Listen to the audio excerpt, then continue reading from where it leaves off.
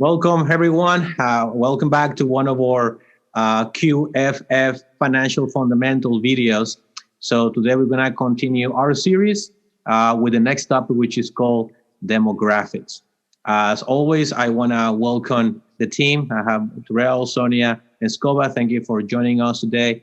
We're going to be talking about some of the elements of demographics as far as the United States and how they affect and could affect your financial plan and your overall financial security down the road. So obviously there's a lot to know about this topic. Today we're just going to have a quick conversation over the next 10 minutes. So don't forget, guys, that on the description we're going to have a link so you can download some of the material and some of the data that we're going to be sharing with you. We have an actual PDF there for you to read, an article. You're welcome to download it and share it with anybody else that you think should have this information. So let's get started. All right. So I'm going to start with you, Scott. I have a couple questions for you. And the first one is the obvious one. Why are demographics even important when discussing financial planning issues or wealth building issues? Well, one major issue demographics will eventually address is the notion of Social Security and the Social Security payments. So a lot of people feel that the money that's taken out of their check is kind of like a savings account, that when they retire, they get that same money back. But that's not technically how it works. People that are paying Social Security now are paying for the people that are retired now to get those distributions.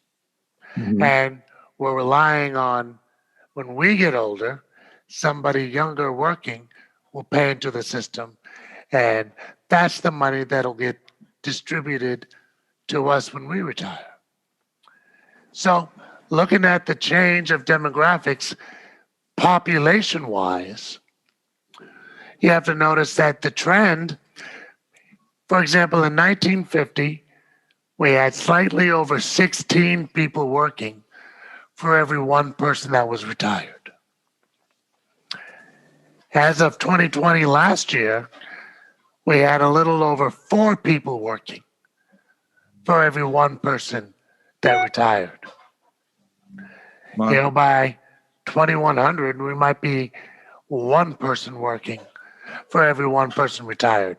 That means eventually there'll be fewer people paying into the system than are withdrawing from the system. The government will have to find another way to either supplement the Social Security network or raise taxes or let Social Security, wither on the vine. And that's not something that is going to happen anytime soon, but it needs to be addressed as soon as possible so we can be prepared for when that event does happen. Exactly right. And we know that by 2030, all boomers, the youngest boomer, will turn 65. And so the grand majority, if not all of them, will be in retirement. So we're talking about a third of the country. So when boomers retires, how do you think will that affect national policy and also the national budget and all the governmental finances? How will that affect all of us?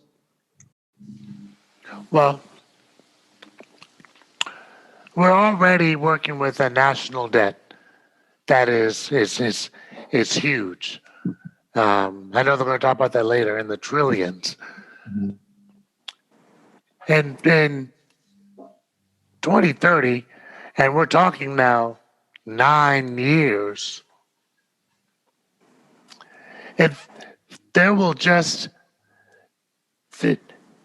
spending more money, it'll get to the point where you're not going to fix a problem by putting more money into it. Right. So other solutions will have to arise. Exactly. Now, not that there weren't solutions before, but yeah, you just won't be able to throw money on it and expect it to resolve itself. Yeah, because not only we won't probably have it, but also because all these boomers will be asking for Medicare benefits and Social Security benefits. And for the ones that didn't get security, they want to get, SDI and disability. So we have all these services that are just going to balloon, right? Because we're going to have so many people retire. And that's a very good point that you made, that we only have 4 people working around that time for everyone retire is going to put a lot of pressure on the governmental finances. So if that's true, and now, so thank you, Scott. Let me go to Sonia now. So if that's true, Sonia, that we're going to have this mass amount of people heading into retirement, obviously living longer, right now, because we live longer. How do you think that's going to affect the budget deficit and the overall national debt? Well, just to give you a clue, let's even go to the debt clock. Our debt clock is showing that we have over a 27 trillion national debt, and then the U.S. federal spending is now at 6.6 trillion, 6.6 trillion, and then the budget deficit is at almost 3.2 million. So we're spending way more than what we have or budgeted for. Yeah, almost twice as much, right? And it's true. A lot of that is because of COVID. Again, we're recording these on January of 2021, so COVID-19 is still happening. So a lot of that is being created by that, but that's a trend that was already there, that is just being exacerbated because of COVID-19. So if this trend continues, which is what we all expect, should we expect higher taxes, higher income taxes, higher property taxes down the road? Yeah, I don't see how it could be any other way. That is the direction we're going in. I mean, that's the government's main source of revenue is tax revenue. So right. How can we get away from it? Exactly right. And for those of you that live in California, you may realize that last year, Prop 19 passed in California, in which it was a proposition to tax property owners of commercial property, right, tax them higher than they had been in the past. So again, is the government looking for sources of revenue? So thank you, Sonia. And I guess that kind of leads me to ask you a question, Terrell, in that regard. So if that is true, that again, we're ballooning the deficit, we're spending all this money, we expect taxes to grow down the road, then does it really make sense to keep putting money in tax qualified plans like 401ks and IRAs? I love this question, Janko, because so many times when we talk with our clients, we've kind of been, back to it's like the Morpheus Matrix answer, like, red or blue pill, or you can stay doing what you've always been doing and what we've been taught. And that's just what we know, right? And that's our 401ks, our IRAs, and people just do it because that's what they're told. But a funny thing I do, especially when I'm talking to someone I haven't met, I give them a funny analogy. I go, hey, I have $100,000 I'm going to give you, all right? And their eyes get lit up, right? I'm like, yeah, I'm going to give you $100,000. In 20 or 30 years, though, I'm going to come back for interest, but I'm not sure what it's going to be. You still want that $100,000? All of them say no, right? All of them, 100%. No, never mind. No. But I go, the government uses these fancy words, tax deferred. Oh, you get to write off your money now in your taxes, bring down your cost, right? All this fancy window dressing. I go, they're doing the same thing. And so with taxes then you have to tell people, do you think you're paying a lot of taxes? And everybody says yes. But then we show them the historic numbers. No, we're at one of our lowest tax histories in the state of our country. So, I don't care, red, blue, green, whatever you are, right? Just do the simple numbers. As Sonia was just saying, $27 trillion deficit, one of the lowest tax levels of all time. So do you think money that you're putting in a tax later bucket is not going to be taxed higher than what you're at right now? And once again, it doesn't matter your color of affiliation. It's just basic math. 2 + 2 is 8, right? Come on, do your math. It's simple. And you'll know that you're going to end up paying more taxes later. So you have to start changing where you're putting some of your money. And most people don't understand that.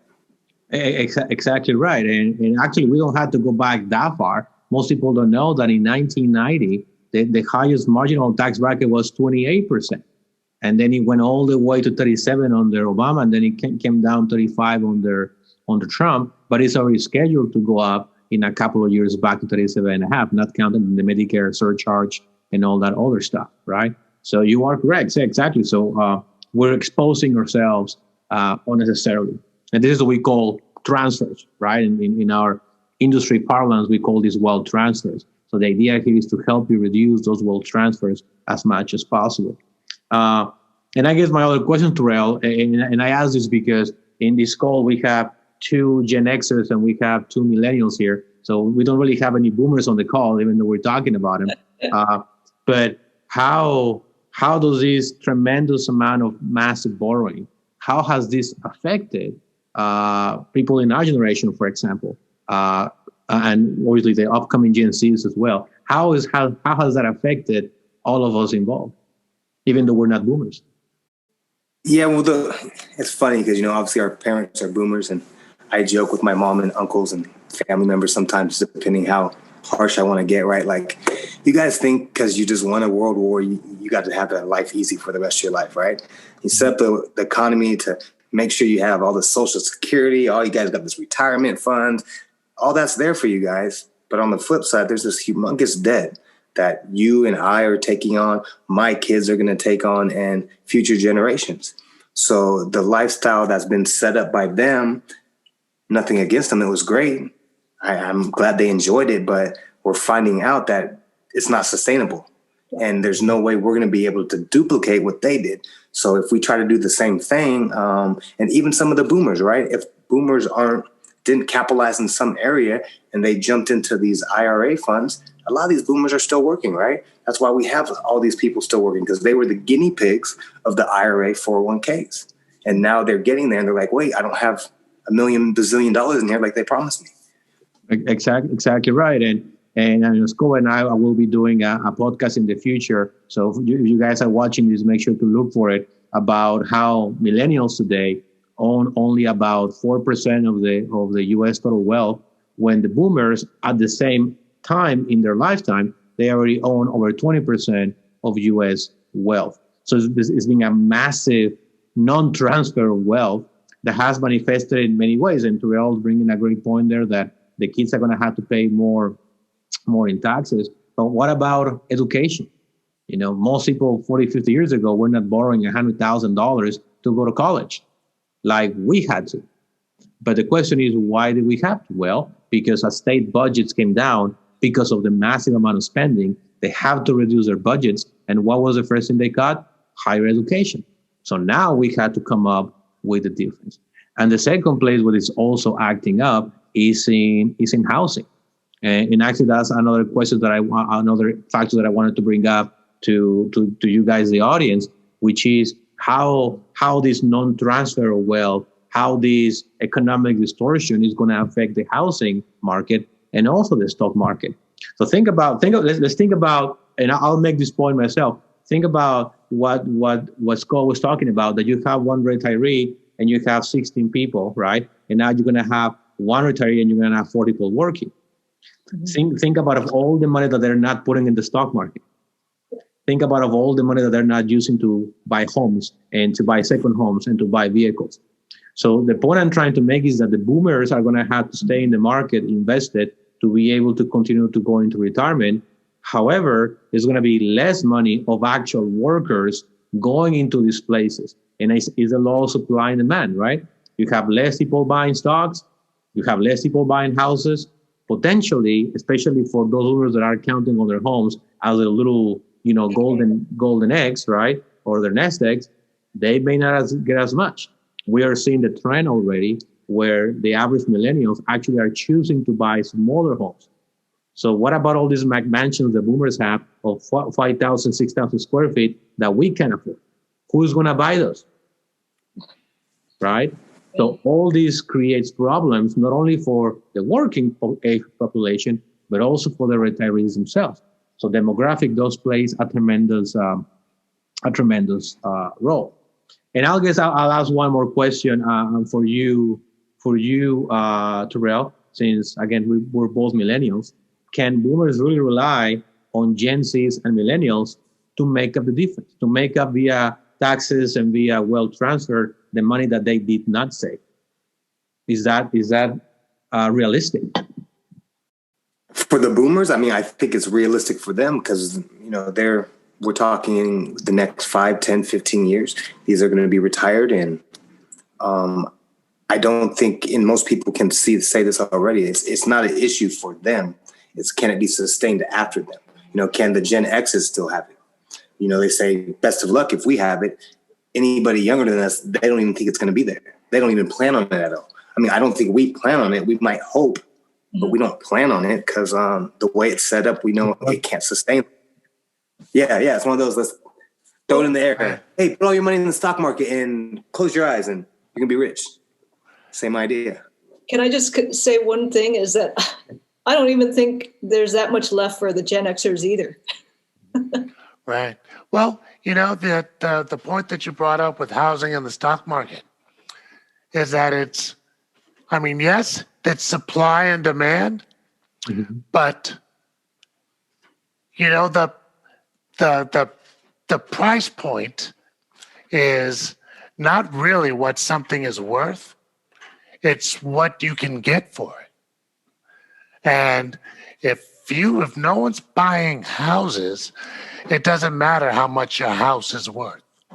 Because if no one is buying it, then it's essentially worth nothing. And it might be negative if you're still putting a mortgage on it. People don't understand the same thing is true with the stock market. Companies get a lot of their value through the stock certificates that they sell. If no one is buying them, the prices of stocks goes way down. And if the pricing of stocks is down, trading might be up, but the actual dollar value that you're getting is not going to be low. And the word Terrell used is that it may not just be low, it may not be sustainable to the people that are purchasing them. Exactly right. And I'll make one last point, because if somebody watching this will be saying like, well, hold on, time out. You guys are posting a video, and right now the market is record highs. The Dow Jones is over 30,000 points and so on and so on. And say, yeah, that's true. But also we have 10 to 15 million people unemployed. So when we do financial planning, we have to help our clients understand that the market is not the economy. The market is not the economy. And what we're seeing right now is just stimulus.